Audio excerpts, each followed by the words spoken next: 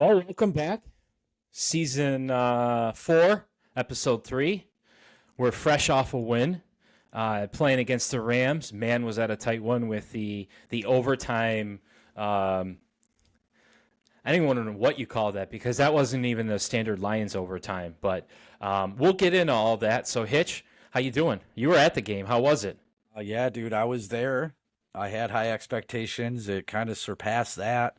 A little bit different of an experience than I thought it would be, and we'll get into all of that. But it was the most energetic, most pumped up crowd that I've ever been in my life. Concerts, other sporting events, playoff games. It was something else.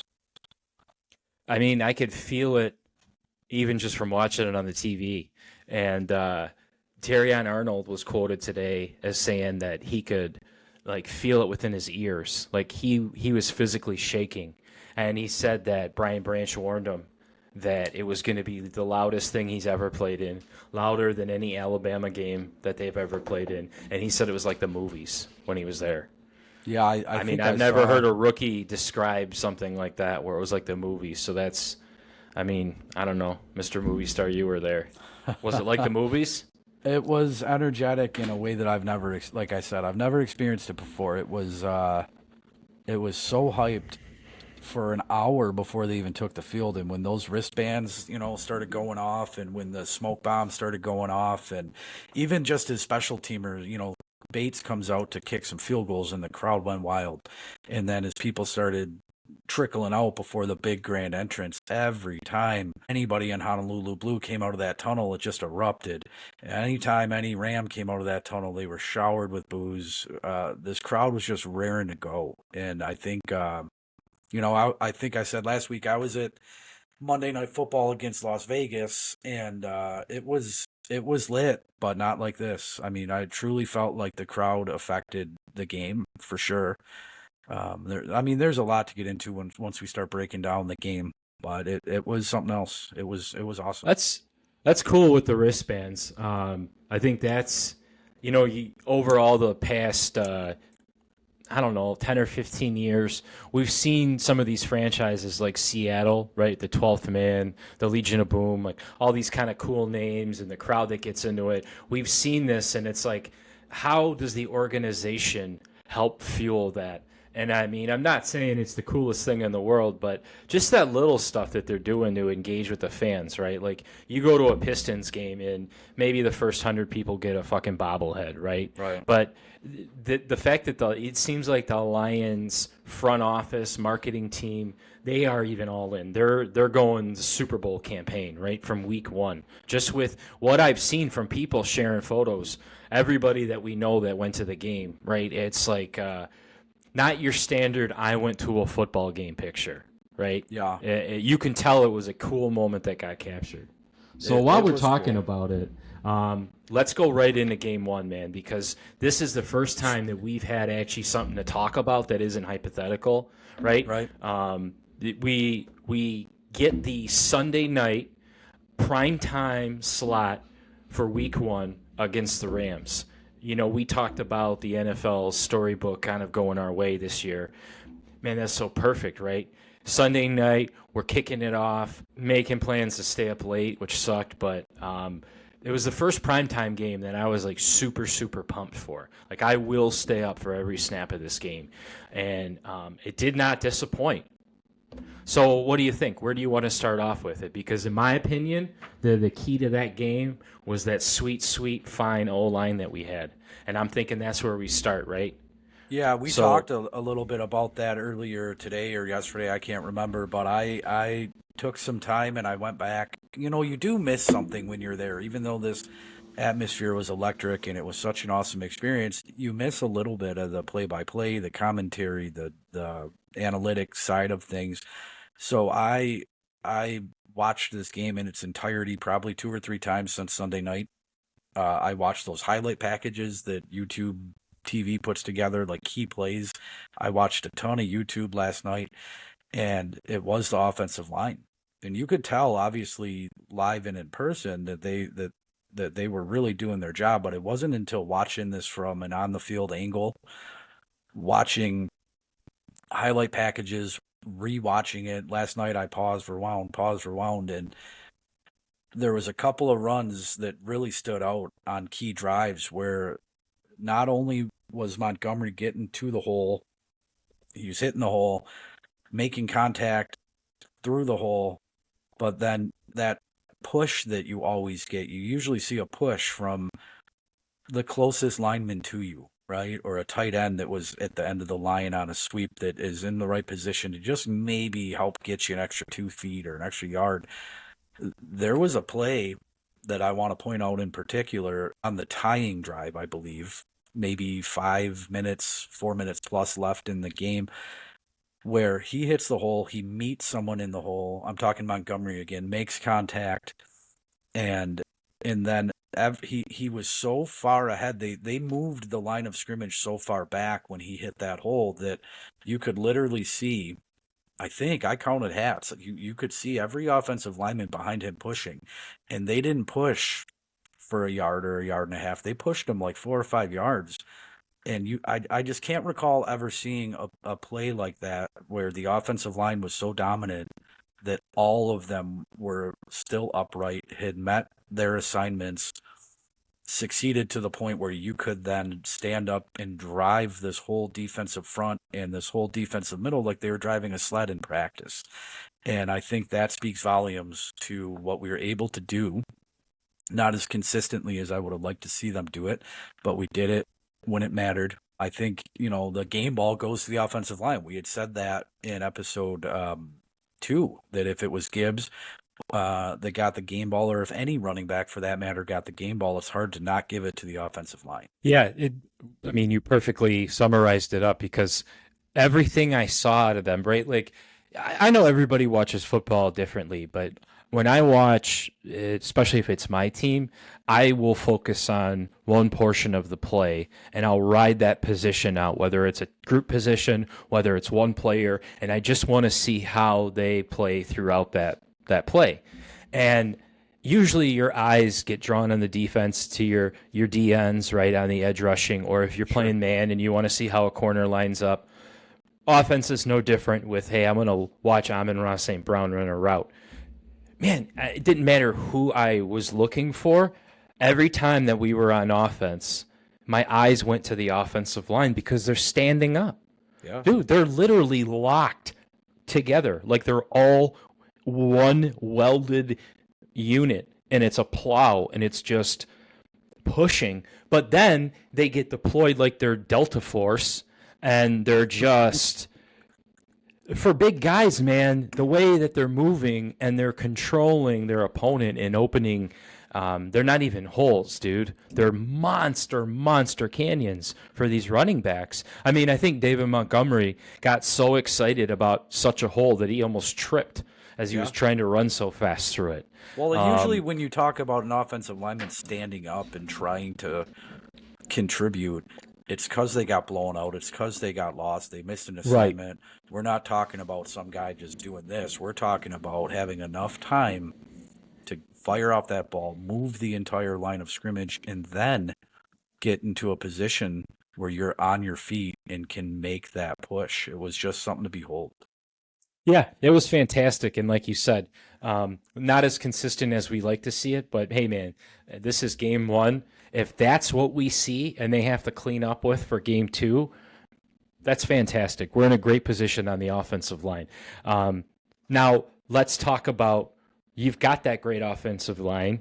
We love the running game. We know what the running game's capable of. I think Ben Johnson, even with the running game, he's maybe shown us 3% of what he's even going to show us in the next 2 games. Like he just sprinkled a little bit on there for us. But what I think that offensive line really did was allow us to see J-Mo. J-Mo got his smile back. Yeah. J-Mo was ear to ear on that press conference. And that man deserved that, right? Yeah. And we did. We called it. We said, hey, this is going to be an opportunity for him to pull away. And he's... literally and figuratively. I mean, the guy can't be caught when they can't bump him, or when it's designed like the play that he scored on. If you watch it back, I'm pretty sure he said it in the presser too. it was like just streaks. Whoever's open on either side is going to get the ball, right? So he beat his man that time, and Amon Ra's stats, from a fantasy perspective, were non-existent. But that just shows that he's drawing coverage, and they're able to then find Jameson, and Jameson can make the play. Yeah, because there's games where St. Brown's fantasy or whatever his numbers or production, they found a way to shut him down. The difference is nobody benefited from that, right? We talked about it so much last year with the defensive line, and now we're talking about it from the offense. Skill positions, right? Who benefits? And we're starting to see people benefit now, man. Like J-Mo had a game because of that offensive line. You can't discount Laporta, right? Laporta, if we're looking for a beneficiary, it was Laporta last year. But now we're in this position. We're in this position where. No, go ahead. I was going to say he was the beneficiary in the sense that it was his time to shine. And I think no matter what, and his level of talent, I don't think he needed something to benefit from. I think where he came from, the program he came from, how he played in school, his size, I think everything about him said he was going to be successful. But he got to ultra stud status real quick and had himself a hell of a rookie season. But we wanted to see J-Mo. I wanted to rub that pick in everybody's face that said, for all the good that Brad Holmes has done, if they're going to give me Josh Pasquale, I'll take that. But if they're going to give me J-Mo and say, oh, that was a bust and we shouldn't have done yacht with it. I mean, basically, dude, you got your fucking Tyreek Hill. So that's the perfect comparison is Tyreek Hill. His stat line doesn't need to be 7 or 8 receptions for 120 yards. It's going to look a lot more like 2 or 3. And yacked up. Yeah, and the yak and the sweeps. Call him Yak Daddy. Yeah, Yak Daddy.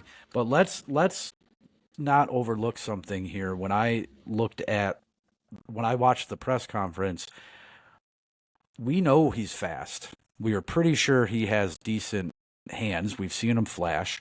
What I saw in the press conference wasn't a 20-year-old kid that is making poor decisions off the field with the gambling bullshit and all whatever. What I saw was a kid head up, eyes wide open, big smile, engaged, and that's because of his team and his coaching staff. He's professional and articulate, and I feel like we can't discount the fact with this small sample size, not just of his statistics of what he did Sunday night, but the way that he handled himself during the game, and then during the press conference. I think a lot of my fears have been kind of washed away, if you will.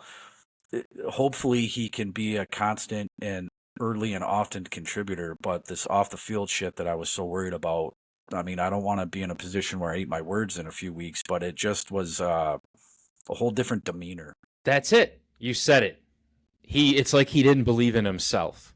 It's almost like he knew how good he was, but he came from a program like at Alabama where let's be honest, if you're a football star at Alabama, you are royalty, my man. You run the frickin' town. So he comes to Detroit where we're looking for somebody to blame. Always. We're always looking to scapegoat somebody. Right. So now we've got an opportunity to say this could be our potential missing link for the offense. The Calvin Johnson-esque, I say, wide receiver presence on the field.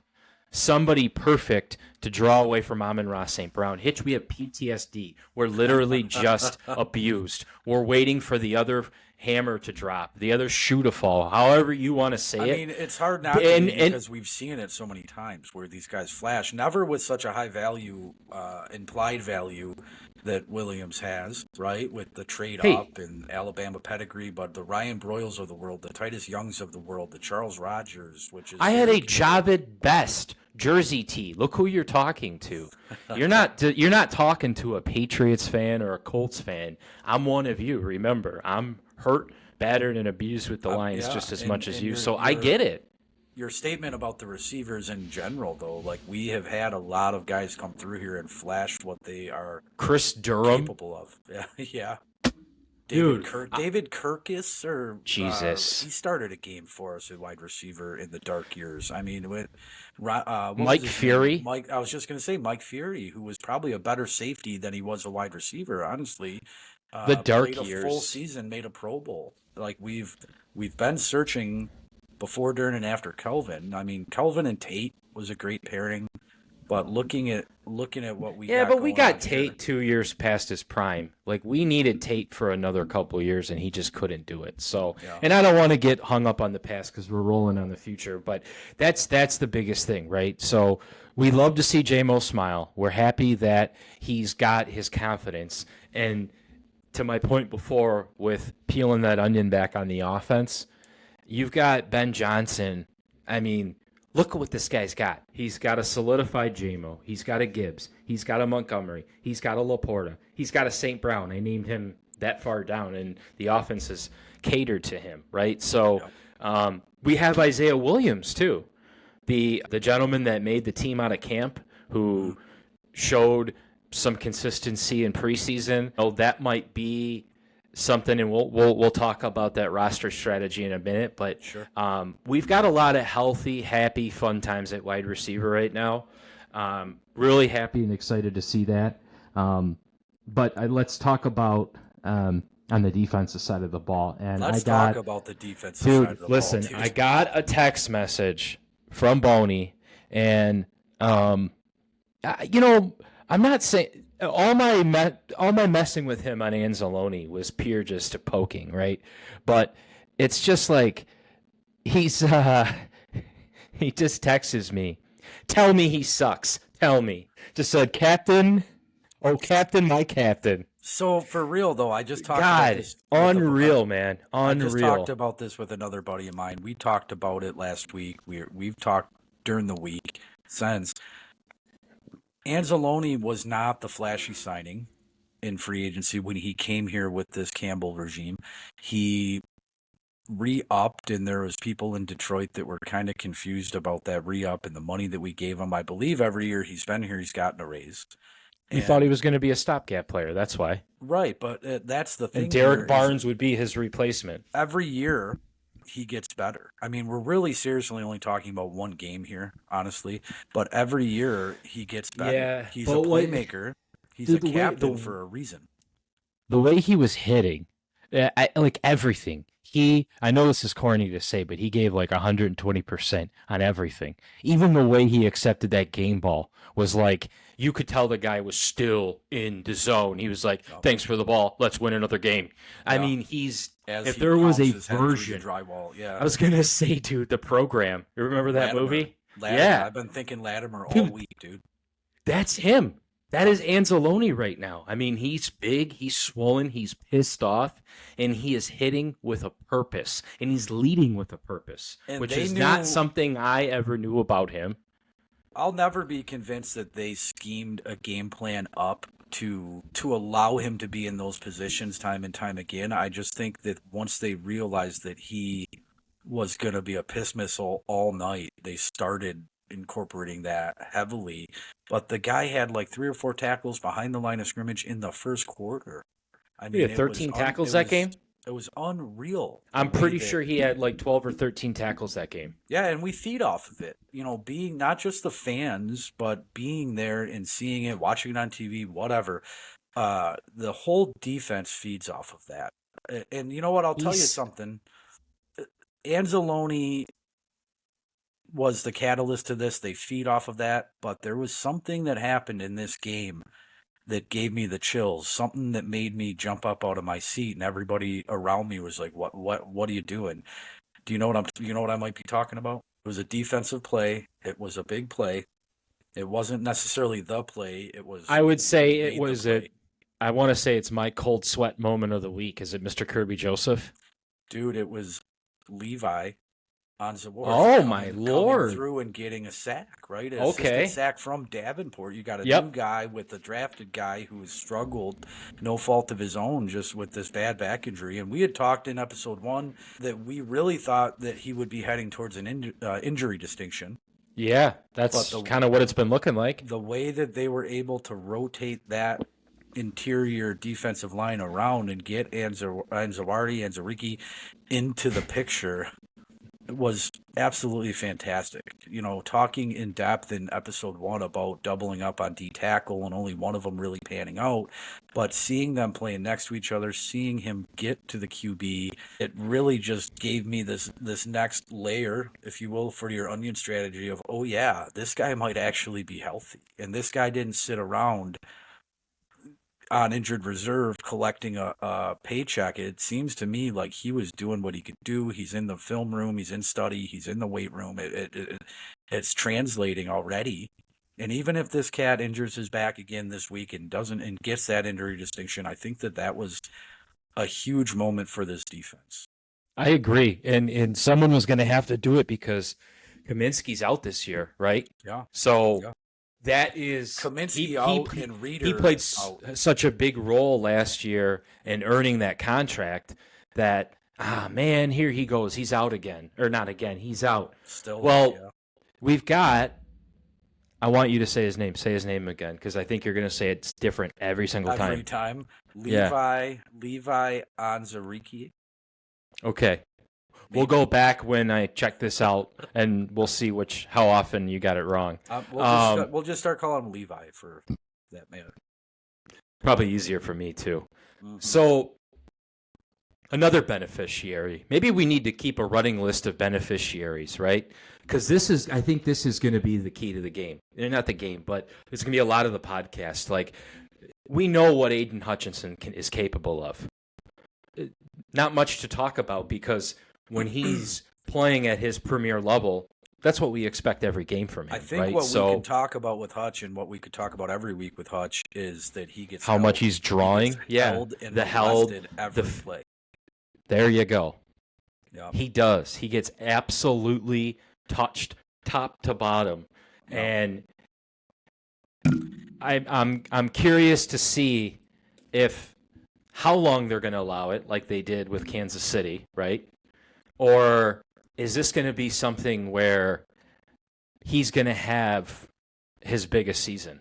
You know what I mean? Like, is this going to be a staple season for him? We have said, and Boney has certainly said for a couple of years now, is that even though the stats are there and there's no when does he get to J.J. Watt level? Because he's going to be that level. I think he will be eating cannibal soup. Yeah, I think he is at that level. They're just never good. They have to double team him. They have to hold him, and we got to start getting those calls. I don't know for the life of me why we're not getting those calls. Maybe that's the better question. I think that's the better question. When are we going to get the respect that guys like J.J. Watt get where they're getting the calls? Yep. Yeah. I just think that a lot of his stats over the years and into this week 1 here, they don't show up on paper, but they show up on film.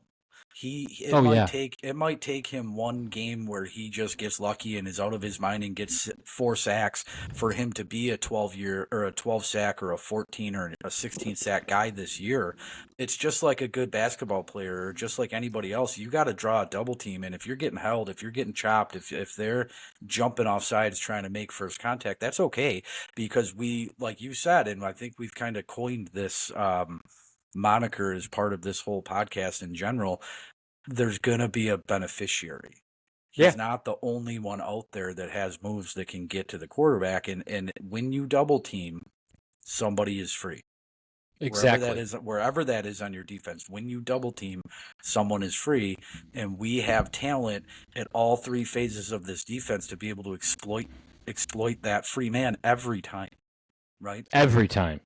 So if he doesn't get his 12, 15, 16 sacks this year, what Fairweather fans don't realize is, 9 sacks and 15 holding penalties. Yeah. Can that be a stat? Right? Can that seriously be a stat? Because I bet you that PFF probably tracks that somewhere. They track so much useless shit, but you got to really watch him. You got to watch him, and like you said before, you pick a guy and watch Yeah. him for a play or a drive or a series or two. I implore everybody that is jumping on this Lions bus. I want you. I don't care if you're a fair weather fan. Let's keep doing what we're doing at these games. But I implore you to watch Hutchinson for like a quarter. Watch him for three Watch his series. spin move. The spin move, It's the rip move, it's phenomenal, dude. the The guy handwork, the literally footwork. just yeah. Yeah. I mean, I can see he puts the work in. I know it. I know it's gonna. I know what's coming from him, right? I like to think So you know, let's talk about this real quick. You know who I saw coming over like a rocket, and I saw the number a lot more than I saw last season, and in a more aggressive way was Lee McNeil. Lee McNeil turned it on at the end of last year. Halfway point, 3/4 mark last year during Still the riding playoffs it. last year. I don't He's think still he's driving the riding power bus. I don't think he's riding a wave. I think that this is what he has grown into. I Yeah, think that it this looked is what we can expect out of him now. bingo. I was going to say the bar's been raised, the expectation has been set.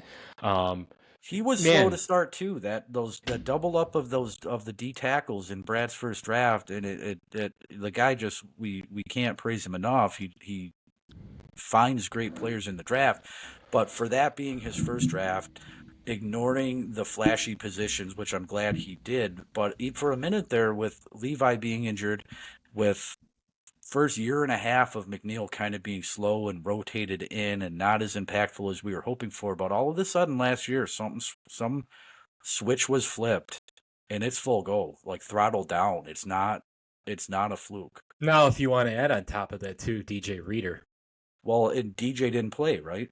So I'm just saying when he comes in, right. I think is he projected to be back week 2? Or week 3? Is it week to week? Is that the game they're playing? I think it's week to week. I think at this point in time, there's no point in rushing him back and risking that injury. I would love to have DJ Reader come in week 4 or 5 and be a mainstay up this middle as a nose tackle through the playoffs. I would hate to see him come in now and aggravate an injury and be out for 3 weeks and then come back and maybe have a couple good games and then re-aggravate. I think it's important that we take our time here with him.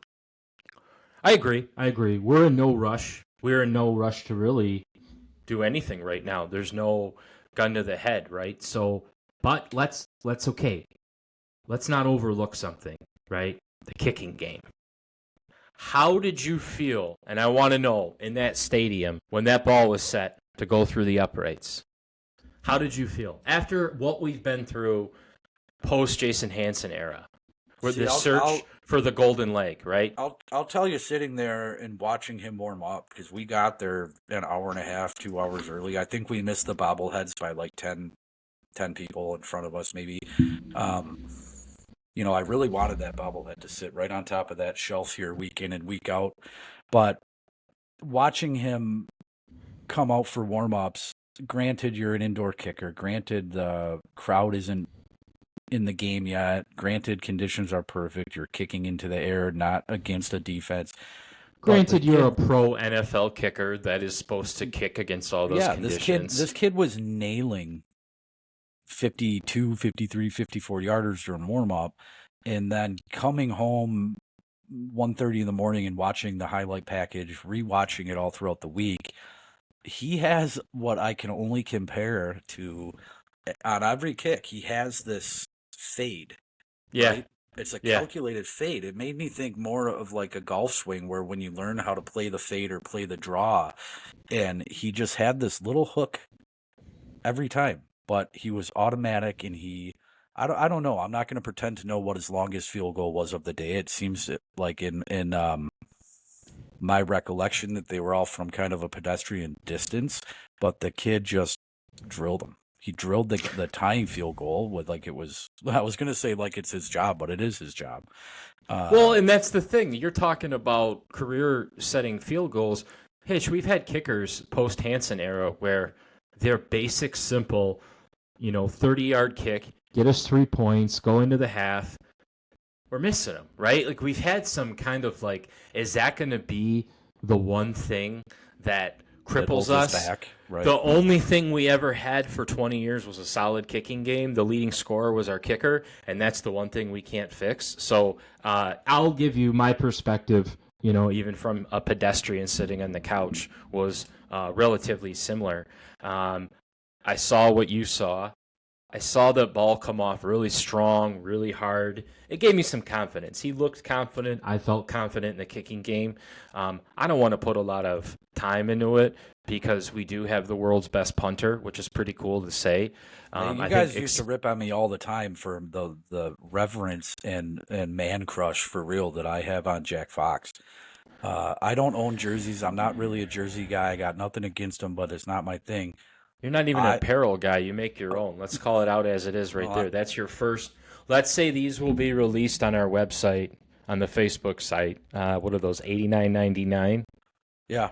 I think you're teaming with Supreme and Gucci. No, I mean, dude, your man crushes are real. I challenged your man crush on, and I don't even want to say the guy's name because I feel like it's going to derail this podcast by 12 hours. But I challenged your man crush before on a former quarterback, and man, did you sit me down and explain to me verbatim why you deeply in love with this man. I won't go down that rabbit hole again, but I will say this about that episode in particular is the feedback that we got on that is, wow, you guys really got into the beers, huh? We at that point of our mark 1.5, we were hammered, but I do think it was one of the funnest times I've ever had podcasting with you. It comes through. Yeah, that was fun. Episode. Yeah, it was good. It was a good time. Yeah, that was a good time. If we only had, well, I'm kind of glad we didn't have the cameras back on at that point. Yeah, for real, dude. I think that would have, was a bad look. Great sound, but a bad look. Yeah. So we've touched on the kicking game. I mentioned Kirby Joseph because I thought that's where you were headed, but we can't ignore the safeties in the corners. Really, man, let's talk about how many interceptions should we have had that were dropped. That were, even the one Brian Branch comes across the field and just slaps it down like, not happening. And, I did rewatch that when I got home, and the angle that he dove at, it reminded me of like my fat ass diving for a baseball, playing catch with Brett when I was 12. There was no chance for me to catch that ball, but it looked fucking cool. It demonstrated effort. Of course, in his head, he thought he had a shot at it. I don't think he had a shot at it, so I don't want to call that a missed opportunity. I would call that downhill effort, if you will, with that play in particular. So what I think we should do is take a moment, because maybe what I can do is get a side-by-side of a 12-year-old you and a current Brian Branch, and you guys will see that it is a spitting image. Really hard to... Outside the jersey and the number, it'd be really hard to tell. You're right. But I've been compared to Brian Branch more than once, honestly. Many times. Yeah. I think that we all knew, even the announcers were like, there's probably not a chance he was going to get that. But, dude, that's what we love, man. The guy is stretching out to make sure that thing just doesn't go into someone's hands. I mean, what we saw from the cornerbacks, do you remember when AG took that room over and what that room looks like now? Back in year one, it was non-existent. It was really like, you're putting me on the spot now, but who was it? I mean, Slay was gone. Former player. Slay was gone. Former player was our coach too. Oh my God, the roster was picked apart. But I think that was Jeff Okuda? Was he on that? Was Jeff Okuda part of that? For 1 year, I think. Yep.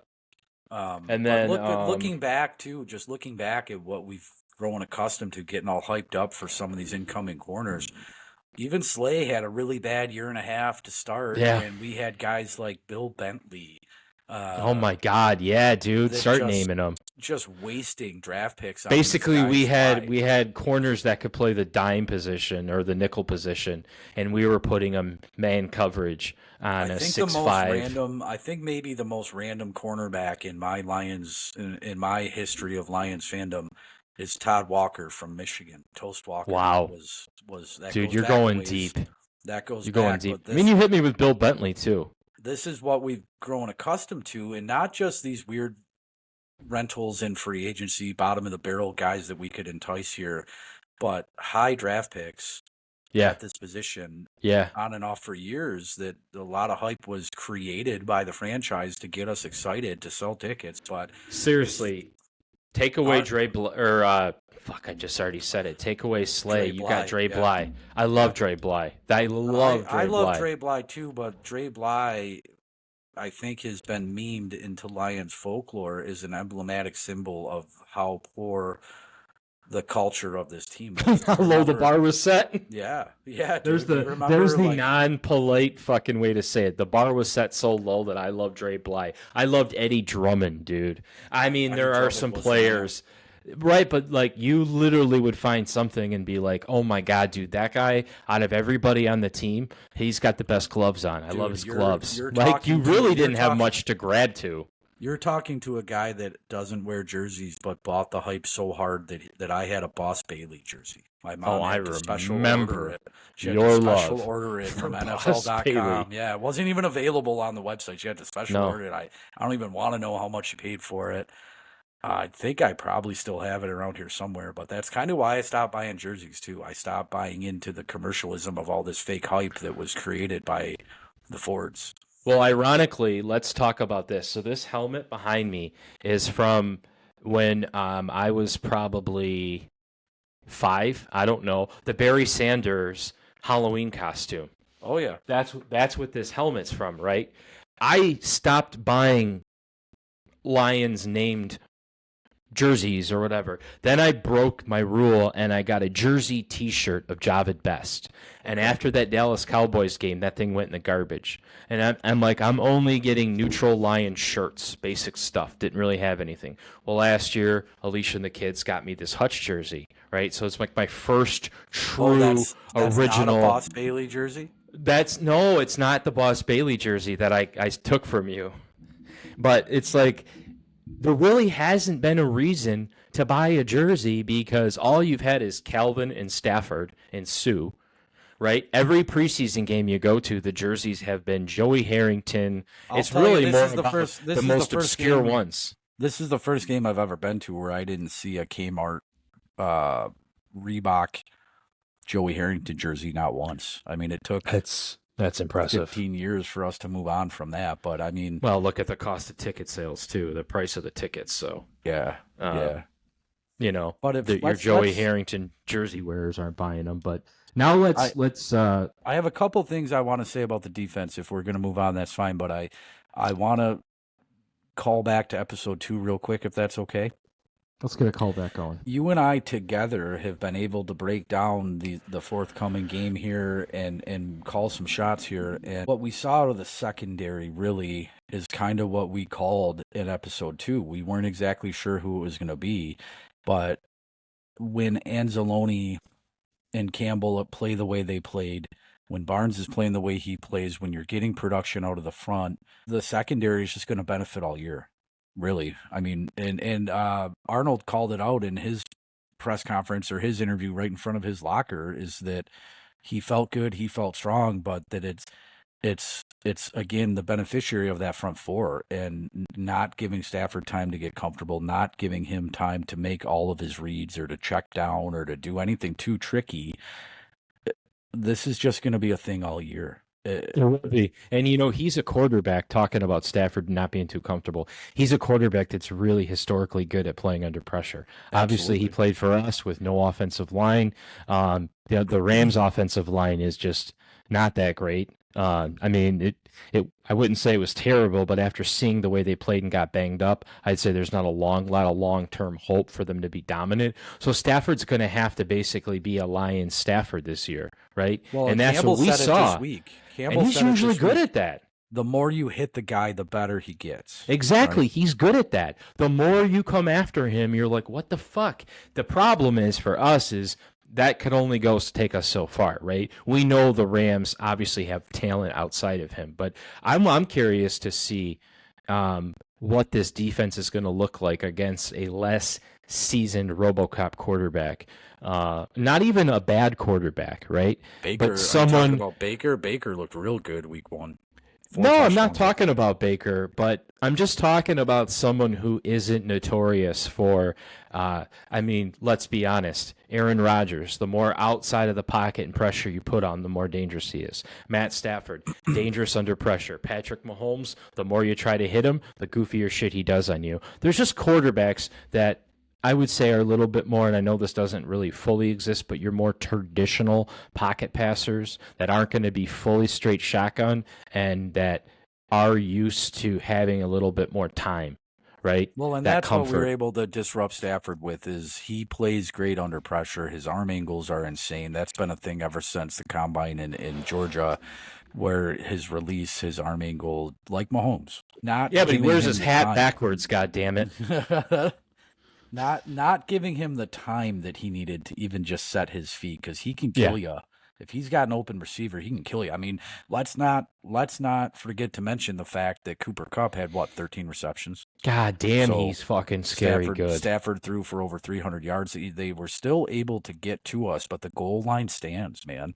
The goal line stands. The constant pressure being up in his Yeah. face. Only one real bad call, the roughing the passer, I think, or personal foul on Hutch when he went to below the knees. But albeit Stafford so deadly inside the pocket, outside of the pocket, and from any arm angle, he's got to have a monochrome of time to make a read and get set. And we didn't let him do that. We didn't, and I'll tell you what, there's a reason why we didn't let him do that. And it wasn't just because of the players, and this is where I was headed to, is the coaching staff, right? We know we love MCDC. We know we love AG, right? But like, man, you can tell there is a collective hum in that building, whether you're taking a piss in the parking garage or whether you're in Sheila Hampford's office, man. Everybody's on the same page, dude. Yeah. It shows. Yeah. And I can't say it enough. It shows in everything. The Applebee's commercials. Like, dude, the world is leaning into this building for a reason. And it's not a sell job. It's not because we're the sweetheart team or a big market team. Dude, there is a reason the NFL said, we're writing you into our script. We are welcoming you into our Bohemian Grove. We want Look at the you to be primetime one of games. us It keeps coming up time and time again. We're going to talk over about and all year, over. but the primetime games, we have what, like 8 primetime games? The hosts for the pregame show, historically, it doesn't matter if it's David versus Goliath. Someone's going to pick David to win the game. They all picked the Lions, and they go, wait, one of you is supposed to pick the other team. None of them. Not even in the rule. They broke the rule. They all picked the Lions. 73% of America picked the Lions to win. And even the pregame, I'm watching catching the end of it, and it's just like, yeah, the Lions are going to win. All right, welcome to, and it's just like, wow, they already know this is going to be won. Now, not to say that that's how that game went, because it was a well-fought game. It got down to overtime. But, dude, let's talk about overtime, because that last drive that you kind of talked about with Montgomery, did that not set the tone for the rest of the season? Is I that think not it a way did. to I say think it did. that's exactly who you're fucking playing? Is that So- even if you get us like that, we're going to find a way to put you down? Was it Jim Schwartz that kept saying in his tenure they are who we thought they were? Was that Jim Schwartz? No, that wasn't Jim Schwartz. That wasn't even Detroit Lions. That was No, that was Denny Green Denny Green. from Arizona. And he was Yeah, talking in about the Minnesota. Bears. They are who they thought we were. And I think that that's so true here is that we all had this idea of what this offense and defense was capable of. Obviously, they went so deep. They made the title game, right, for the NFC, but we Dude. just didn't know what we had. And now we know. They No. came out and they were lackluster at times. The frustration that I felt at the stadium was put to rest a little bit watching it on TV, right?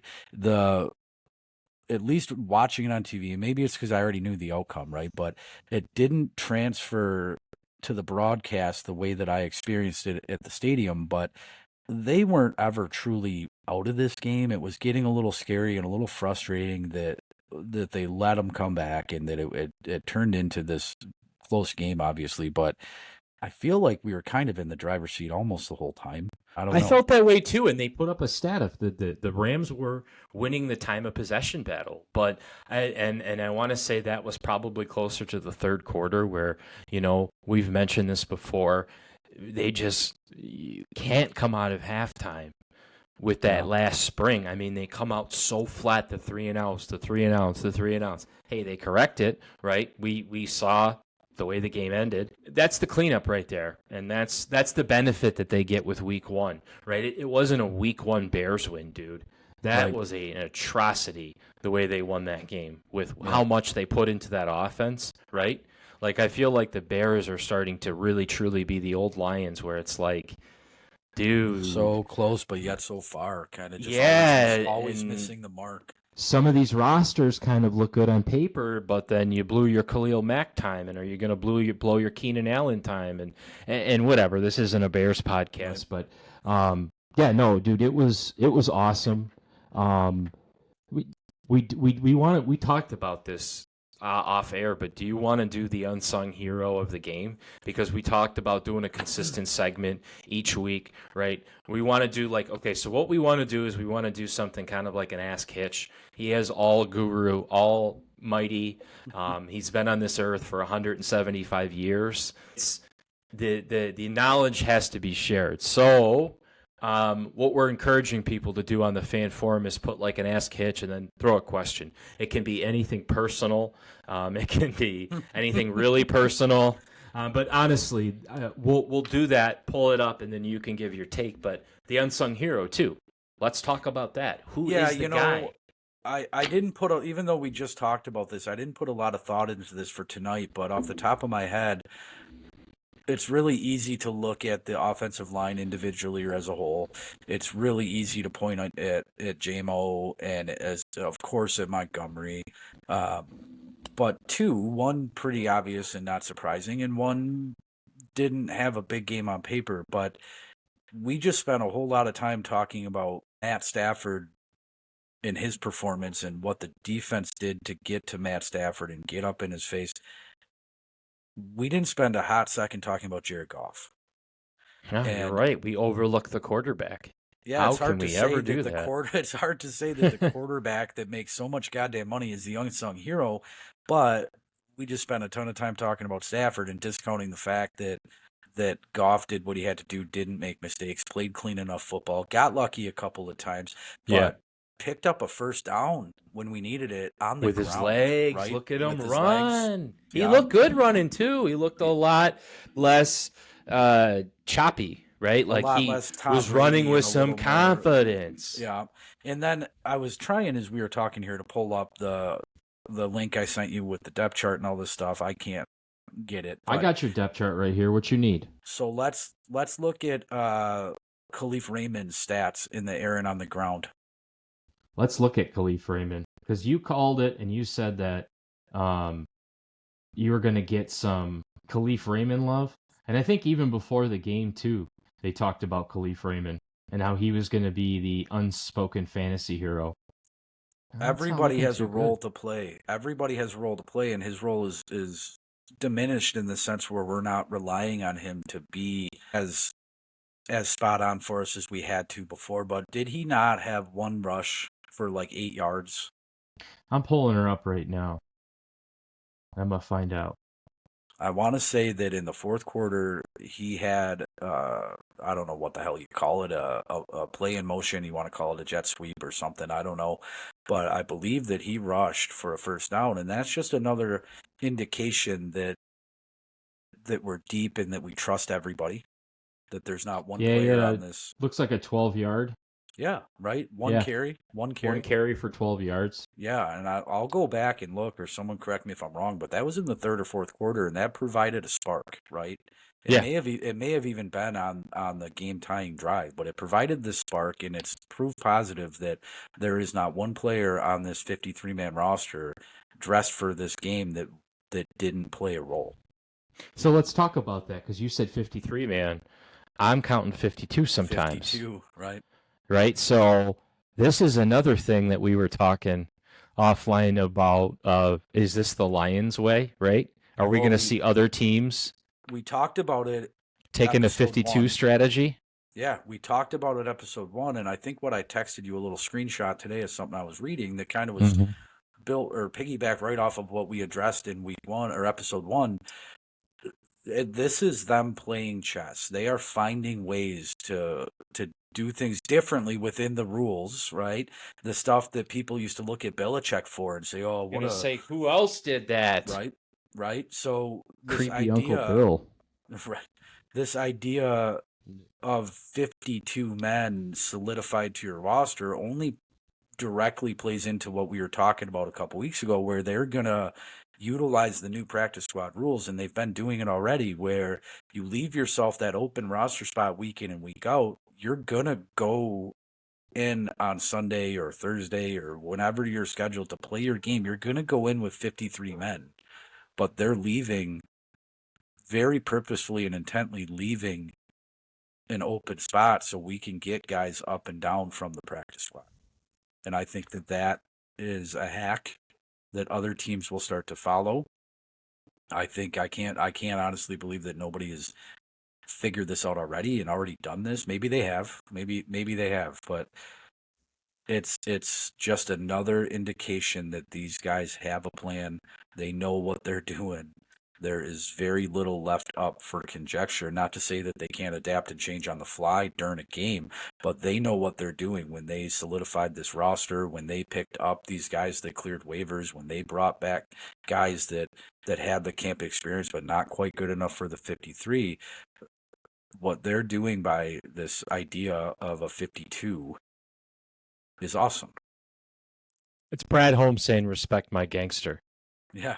That's what it is. It's Brad Holmes saying, "Look at us, we are this deep."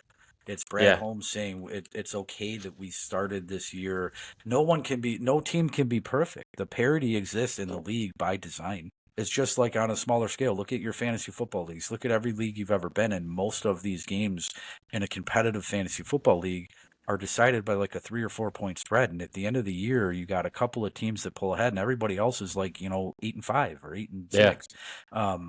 The parity exists because it is such a competitive league. The parity exists because of the way that they orchestrate franchise tagging and free agency.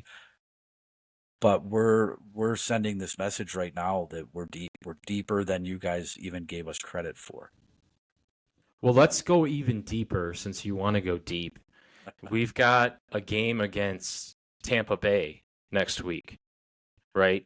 And we've seen this team before, kind of when they were climbing last year. Have a full season now, I guess, with Baker as their quarterback.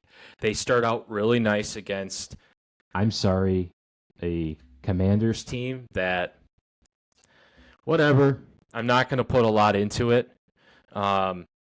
Baker, the guy put some numbers up though, man, and you can't discredit what he can do. And he's got Mike Evans, he's got Chris Godwin, he's got options.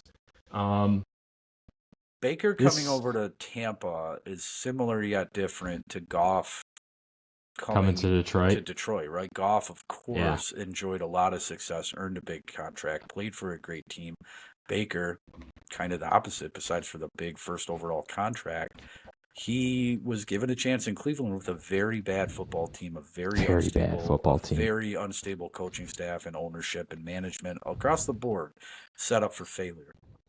Well, you've got the opposite of failure last week with him. He threw 4 touchdowns. He was 24 for 30. He comes 289 yards. Yeah, he comes to a team in Tampa last year, and it looks like he might be on track to really be a game changer in a way this year. He comes to a team in Tampa that wanted him. He came to a team in Tampa that knew what they were getting and how to utilize him and how to build around him, just like we knew here, just like we did here with Goff. So I think this is going to be, do we think this is going to be a game that's won? Is this going to be the battle of quarterbacks in this game? Because I don't really think the Rams game was a battle of quarterbacks. It obviously played a huge point, but do you really think this is going to be a Jared Goff versus a Baker Mayfield, or is this going to be a Tampa defense versus a Detroit defense? I don't know how to read this game. They have talent on both sides of the ball, as do we. I honestly don't know how to answer this question. I think you could see a I mean, couple they of let things. Washington put 20 up, Yeah, and we let LA put 20 up. yeah. An So- unhealthy, an LA without Puka, an LA without an offensive line. I don't want to put too much stock in that because football is the only sport where there is some level of injury statistically on every play. So you have to have the next man up ready to do their job. But let's be realistic. No Puka. No I believe Puka. I believe 3 offensive linemen, when all was said and done, going down. I don't know how healthy Tampa Bay is. I don't know the ins and out of Tampa Bay, but I think that what we can anticipate week in and week out here is that the secondary is going to be trouble for a lot of quarterbacks.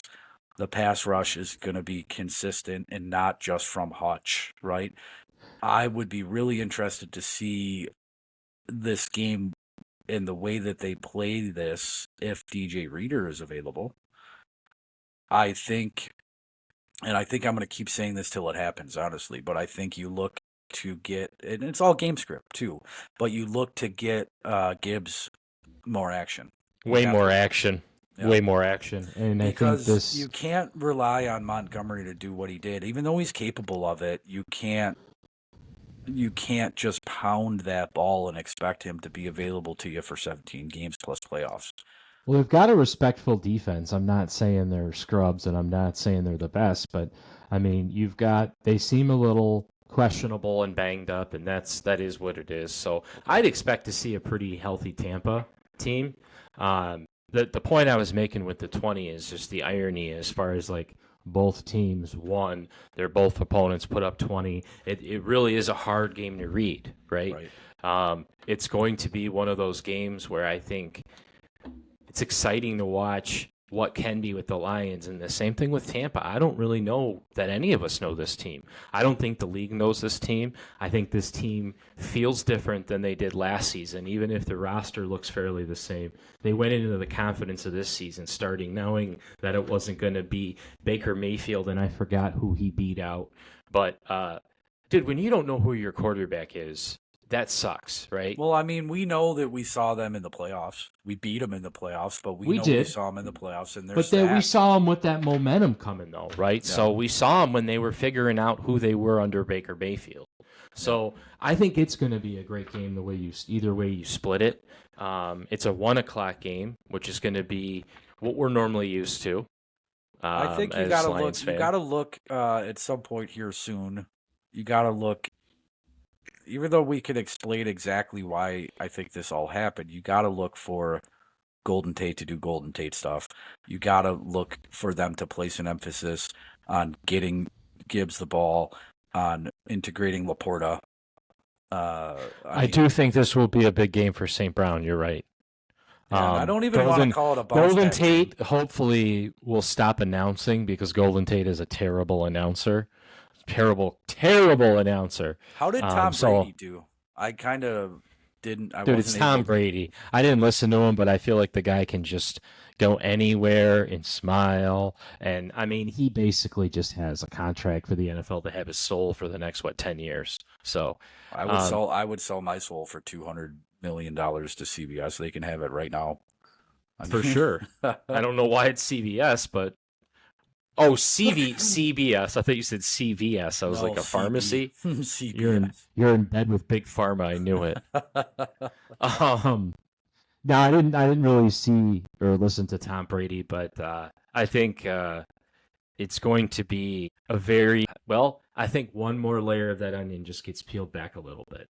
I think you're going to just see another little notch of putting us not fully into another gear, but just kind of sliding it down with some of the aggressive play calling because it's going to be you didn't see that crazy Ben Johnson play calling we saw at the end. They went for the 1/4 down, relatively ran the ball. I mean, they stuck to the game plan of running the ball. So is the game plan going to be running up the gut on Tampa? Or I know we're always going to establish the run as a pass action or a play action team, but you have to with that be curious. Line. Yeah. Well, 100%. But is the game plan going to be, hey, let's literally just shove it down their throat? Or is the game plan going to be established to have the breakout for St. Brown? And then that's that onion back, and then it the dominoes fall. See, I Because think- really, I think- truly, when he has his big 7 reception for 114 and a touchdown, that's going to be when things really, the dominoes start to fall. Yeah. And I do think that we're going to see week in and week out a completely different game plan, besides for the consistency of running the ball, because we have so many options that, I mean, why decide in advance? I mean, obviously you look at game film, you expose weaknesses, you expose, you try to pick it on rookies and any player that comes into an injury, that ebbs and flows and changes as the win. But why would you, besides for doing what every other team does by exploiting those weaknesses out from tape, why would you go in and think we have to key in on JMO now, or we have to key in on Laporta now? I think we're just going to see us taking advantage of what they give us. They can't cover everybody.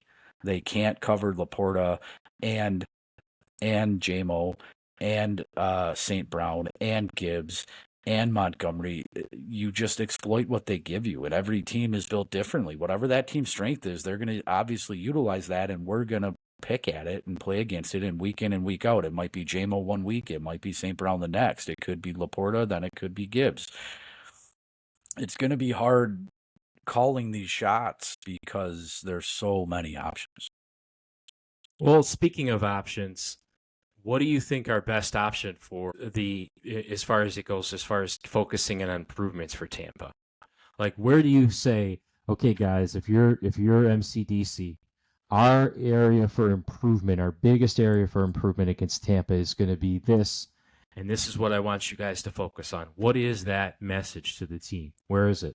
I think that what it is has already been said in Campbell's speech after this game is a win, and you take a win. Wins aren't easy to come by, and everything that we could point out as a pseudo negative will be addressed. I constantly look for these guys to just come out, and I think Campbell has said it before, like knees on necks, right? It's almost like to make like a weird analogy. I feel like it'd be like finding yourself in a street fight and stopping because you already got the dude on the ground. You're only going to let him up to keep trying to attack you, right? I want to see them just go out and decisively fucking crush somebody from opening to closing whistle. Are you calling this the crush game, or are you just saying that's long-term what you want? We all want him to crush. Well, I think the question that you stated to me or posed to me was, what do we see them improve on? And I'm not saying that Tampa Bay should be this game where we just come out and obliterate them, but I would love to see that intensity, I guess, that you could maybe say was lacking for a good 10 to 15 minute period of time between the end of the third quarter and the start and like the 5-10 minute mark of the fourth quarter. I just would love to see them clean that up, and that's okay. Gonna come in time. honestly, that jives in everything we just said, right? Because we talked a lot about all the positives and all the happiness, but you're right. Just that little. Man, it just fell flat, right? And for a minute, but they're a good team and they overcame it. Right. So, but let's not make that the trend, right? So the areas for improvement next week that we're looking for Tampa is going to be is there a consistent heartbeat? Let's put it that way. Let's keep a consistent, aggressive pace. Consistent. We are here to win this fucking game. Yep. We're pulling out all the stops. We're not getting sleepy. We're not taking anything for granted. Nope. And let's string some of this stuff together. You know, I would love to see, even though I think it was a complete game from top to bottom, barring this 10-minute window that got everybody so nervous. Let's see them capitalize on one of these potentially, if you want to call it like a missed interception. Let's see them force a couple fumbles. Let's see them capitalize in the positions that they're going to be in. They're going to be in good position just by nature of this roster. They're going to be in good position. Let's see somebody really capitalize. Not fucking Cujo. 31 that got the pick in the end zone. Why am I drawing a Kirby Joseph? Kirby Joseph. Also known as Cujo. Yeah, why? Like, let's just see. Let's see him have another big game, or let's see Dude. someone from the back end have another turnover. I told you before the game started, I was talking with Jason, and I'm like, my son, right? He's going to be 13. And I 13 kind of going just, on 39. oh my God, yeah. I lobbed him up kind of like a, who do you think is the key to this game? Who do you want to see have a big game? Like, call it right now. I'm thinking he's going to say Golden Tate, or not Golden Tate. You got me fucking these players up now. I'm in Ross St. Brown. It's like hanging out with your grandpa. You start talking like him. It's like So- after you watch Goodfellas, you go around motherfucking everybody. That's exactly right. For me, I never stopped. But I really thought it was going to be St. Brown, and he goes Kirby Joseph. He goes, he's a dog. He's the man. I'm like, dude, okay. Like, you don't expect a 13-year-old to dig deep in the pocket and pull out Kirby Joseph, right? Well, and not that he's an obscure name, but like, sure. how pretty With- cool was that? With free agent acquisitions across this defense, that is cool, dude. And I'm going to say something that makes it, I think, even a little bit cooler. There's not much in life that I pay closer attention to than the Detroit Lions, but this defense and the hype around it is great, dude. Like, free agent acquisitions at corner, 2 of them, right? 2 of them that are good corners. Then you go out and you draft 2 corners, and previously you draft Joseph, and then you draft Branch. When Joseph got that pick, I had this moment where I was like, "Oh shit!" Oh, I He's jumped off like- the couch. I went nuts. Well, I had I was this like, Jason, you called it. Yeah. He did. I had this moment where I'm like, "Oh, he's here too."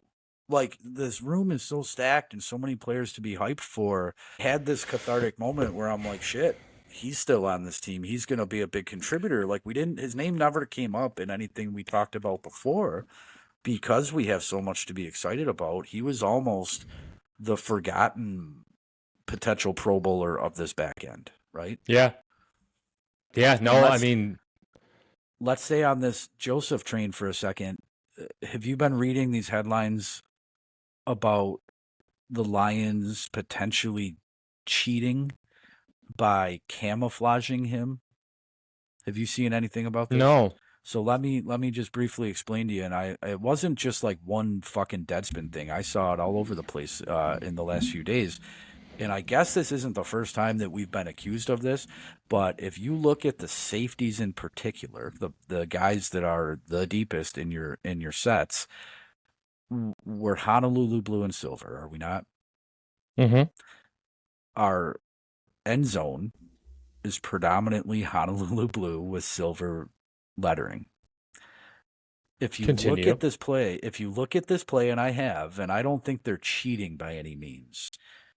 This goes back to this whole Belichickian idea of what you're going to exploit loopholes. You're going to take advantage of everything you can until you're told that you can't. If you look at this, and maybe while I'm kind of explaining my this to you, God. pull Yes, yourself I up a just- picture. The U.S. Sun or No. the Mirror has an article about this. Again, it's like talking to your grandpa. You're like, okay, the prince from Saudi Arabia wants your money.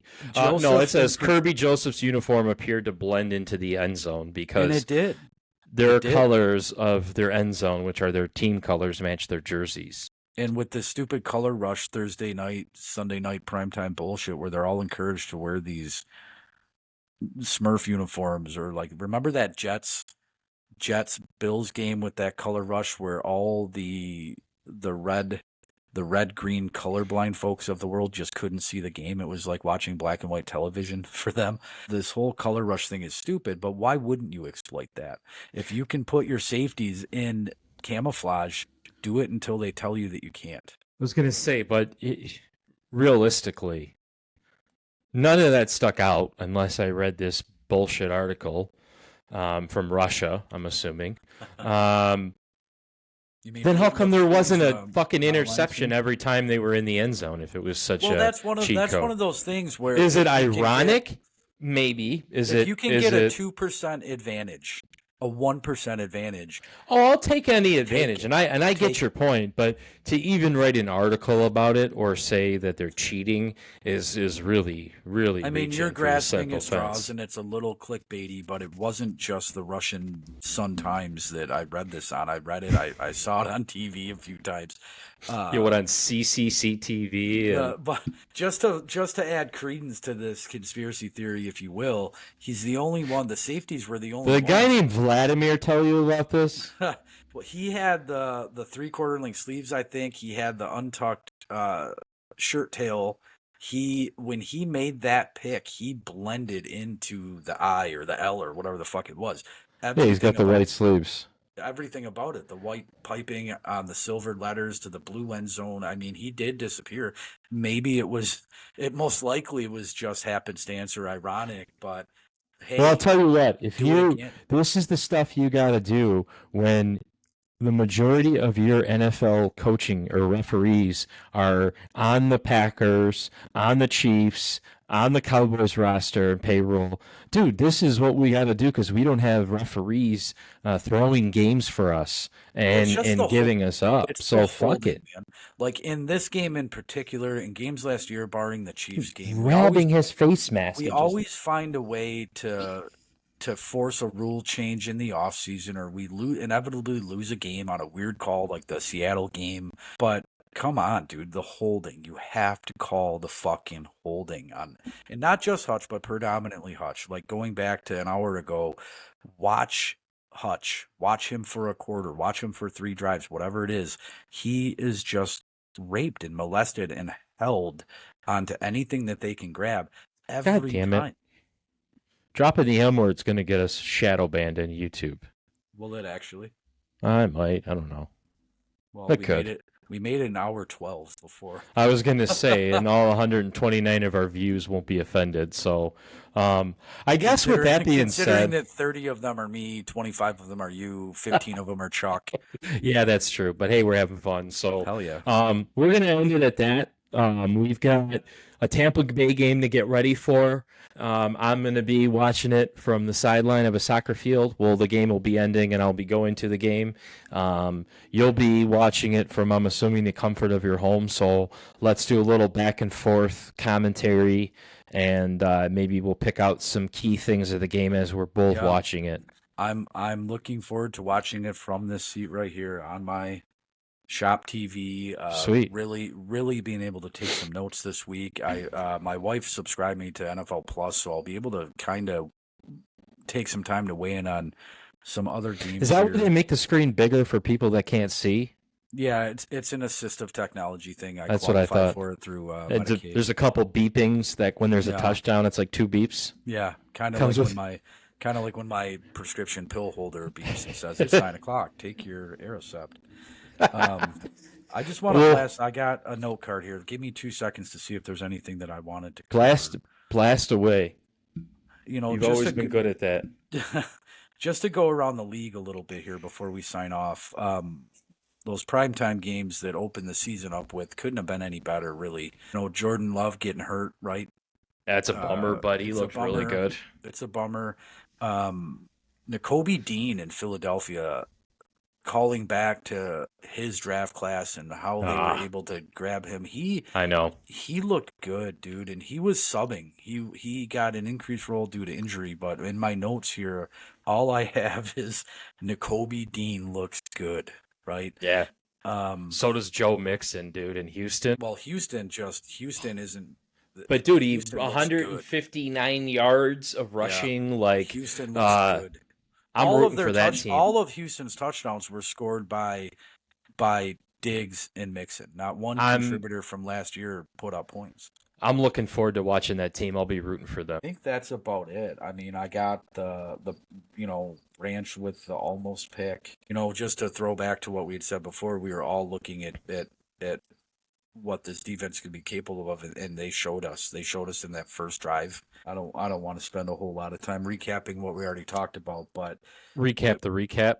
Yeah, it was just a lot of fun, dude, and I'm really invigorated. Or some of the jitters I had about this team and their their propensity to experience the same success that they did last year, a lot of that was washed away when Anzalone just absolutely blew up the running back on the first play, went forward in that drive to have another tackle for a loss, just prove why he's the captain. Seeing the rotation of the interior without Reader and the production that they were able to generate, the offensive line. I mean, I feel like I could just talk about this for 2 more hours. I mean, it was cool. It was fucking cool. Well, let's end it on that because it was cool. And I think what would be a lot cooler, too, is if we could get a lot of participation in the forum. Before we bounce, I want to remind everybody to use it. Share these videos, like these videos, force people to watch them, bribe people to watch them. Whatever you have to do. If I've ever helped you out, help me out, share this. We want to get as much interaction as possible. We didn't get the shares this time as we got the previous week, and that is, like we said before, a direct correlation to how many people watch this, how many. Yeah, it's Mike Lavati's fault. He needs to be sharing it more out there. Lavati, I'm looking at you. Our success is based on how many times you share this thing. But yeah, seriously, we have all these friends. We know you guys are Lions fans. I've gotten a lot of text messages that you think it's cool, and but seriously, we do this for a reason.